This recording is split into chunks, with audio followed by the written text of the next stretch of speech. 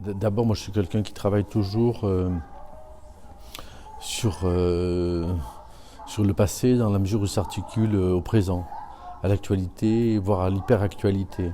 Donc là, en fait, cette exposition concerne ce qui s'est passé en Afghanistan en 2001, c'est-à-dire la destruction des 2 Bouddhas géants de Bamiyan par les talibans, qui préfiguraient la destruction des Twin Towers en septembre 2001. C'est un site en Afghanistan, Bamiyan, qui est un site absolument fantastique, qui a été occupé par des moines bouddhistes qui étaient chassés d'Inde par l'hindouisme et qui se sont installés sur la route de la soie, sur une falaise abrupte de 1000 mètres de hauteur, dans laquelle ils ont creusé 750 grottes ornées et 3 très grands Bouddhas, enfin 2 immenses Bouddhas, un Bouddha assis et peut-être un Bouddha couché. Tout ce site a été progressivement détruit et détruit totalement par les talibans. Donc quand j'ai eu la possibilité, j'ai décidé de faire un travail sur ce site, sur cette destruction, pour garder la trace.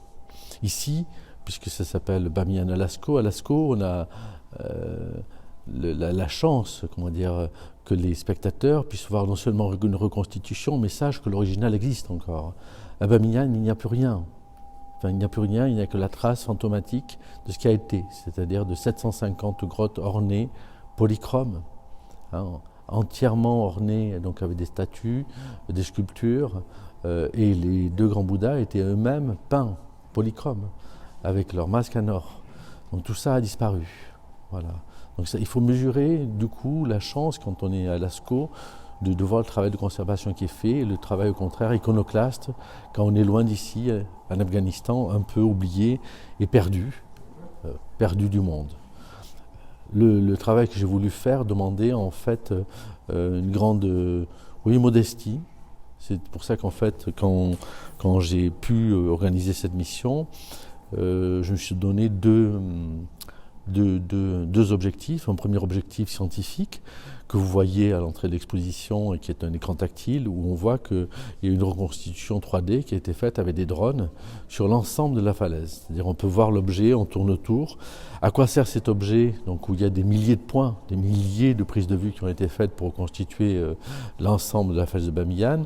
C'est pour mesurer l'érosion. Parce que la falaise de Bamiyan, il y a la destruction humaine, mais il y a aussi la destruction qui est due à une érosion, à l'écoulement des fleuves, de l'eau, de la neige, à la chaleur. Et donc progressivement, le lieu s'effrite. C'est une roche friable qui a permis toutes ces sculptures, qui sont des sculptures faites avec une argile mélangée à des cailloux, à des graviers, qui est très compact. C'est ce qu'on appelle du Gandhara tardif au niveau de l'époque. Le Gandhara primitif étant en granit extrêmement dur. Là, au contraire, on est sur du Gandhara tardif. Et cet objet, donc en 3D, on peut voir comme ça, mesurer dans 10 ans l'érosion. Est-ce que tel pan a disparu? Est-ce que telle chose a été découverte? Qu'est-ce qui se passe? Voilà. Et en quoi aussi le réchauffement climatique modifie la falaise et sa direction. Voilà. Le deuxième objectif était artistique, c'était d'essayer de rendre compte pour le spectateur qui n'ira jamais là-bas, puisque c'est des zones de guerre, on est dans des zones de guerre militarisées, et ce sont des missions militarisées, on ne peut pas y aller sans un accompagnement militaire. De rendre compte en fait que ce lieu qui avait été choisi par les moines bouddhistes, pourquoi là, pourquoi sur cette falaise, pourquoi devant ce bord du monde, devant le ciel, tout simplement parce qu'en fait c'est un lieu mystique, et ce lieu mystique est lié à la planéité de l'objet, c'est-à-dire que vous arrivez, c'est un plan, c'est comme si on avait coupé une montagne et que vous aviez une coupe dans la montagne. Voilà, c'est extrêmement impressionnant, vous avez 1000 mètres de hauteur et une coupe. Voilà. Et les moines qui s'étaient installés à mi-hauteur, comme ça, dans la falaise, là on entend les enfants qui jouent, qui sont en train de jouer autour de moi quand je filmais là-bas. Les moines, en fait, ils sont là entre ciel et terre, et c'est parce qu'ils sont dans cette planéité qu'ils ont un rapport au sacré. Voilà.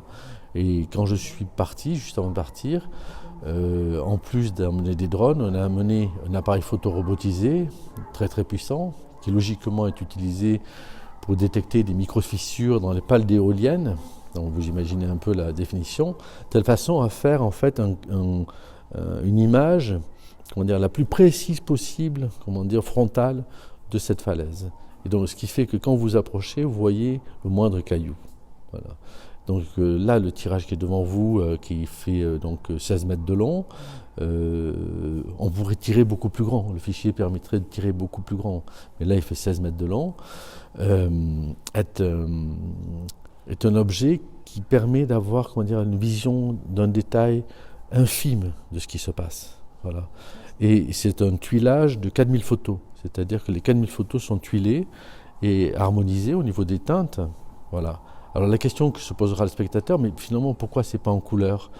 Tout simplement parce que le tirage qui a été fait utilise au contraire une technologie très ancienne qui s'appelle le contact palladium, où ce que je voulais, c'est-à-dire que je voulais que l'image soit une empreinte, c'est-à-dire que l'image rentre dans le papier. Voilà. Que ce ne soit pas que ce soit en surface, que ce ne soit pas une image qu'on accroche dans un salon avec des magazines. Non, je voulais une image qui soit d'une puissance charnelle. Or, la seule chose qui permet ça, c'est cette technique qui s'appelle le contact palladium, qui date, elle, de la fin du 19e, dont moi je travaille à la fois avec des outils de la fin du 19e et du 21e siècle. Voilà. Et ce tirage-là, le négatif fait la taille de la photographie.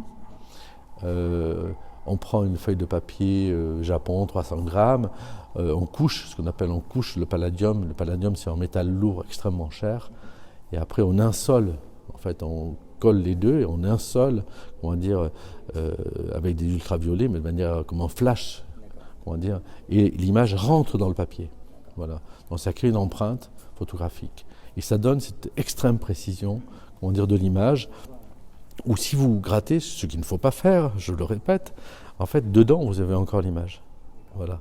Quand vous avez une photographie classique, numérique, ou argentique classique, vous grattez, il n'y a plus, vous enlevez la surface, il n'y a plus d'image. Donc là, elle est dedans. Voilà. C'était cette idée, si vous voulez, d'implication dans l'image. Voilà. C'est que regarder, c'est regarder dans l'image, au fond de l'image, et regarder justement au fond de ces trous noirs, de ces cavernes qui nous regardent, et depuis ces cavernes, ceux qui nous regardent. Je vois beaucoup dans votre vidéo, il y a beaucoup de plans voilà, d'intérieur, à l'intérieur des cavernes. En fait. Donc il y a une espèce de clair-obscur qui est hyper intéressant sur... C'est-à-dire les plans à l'intérieur des cavernes, c'est réellement ce que voyaient les moines. On est dans des lieux, c'est 750 cavernes, il y en a un certain nombre de cavernes qui étaient des cavernes en fait de stockage, comment dire, de céréales, de blé, voilà. Mais il y en avait d'autres, des cavernes en fait de méditation et de prière. Et la vue est un objet de méditation. Donc en fait, c'est pour ça que j'ai filmé extrêmement lentement ces ouvertures, comme ça, qui sont vraiment, on voit qu'on est entre ciel et terre, comme ça, dans une espèce d'éther, on ne sait pas trop, qui doit correspondre, je dirais, à leur pensée, à leur spiritualité. Voilà.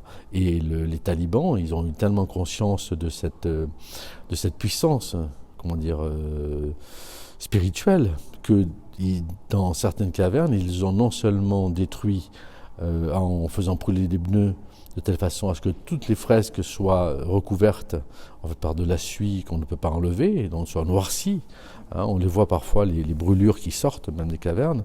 Et dans un certain cas qui est ici dans une image, ils ont carrément lancé leurs chaussures sur les fresques. C'est-à-dire que c'est ce geste qui avait été fait, vous vous rappelez, par ce journaliste au moment du début de la guerre avec Bush, voilà, où il avait jeté sa chaussure. C'est un geste d'indignité. Donc non seulement ils avaient recouvert là, les fresques bouddhistes, mais après ils ont en plus tapé avec leurs chaussures pour laisser leurs empreintes. Donc ce qui est le signe, voilà, que ces idoles étaient indignes. Voilà, et donc toutes ces cellules de moines ont été entièrement vandalisées et détruites. Ce qui reste d'intact, c'est effectivement la vue, parce que ça, personne ne peut la prendre.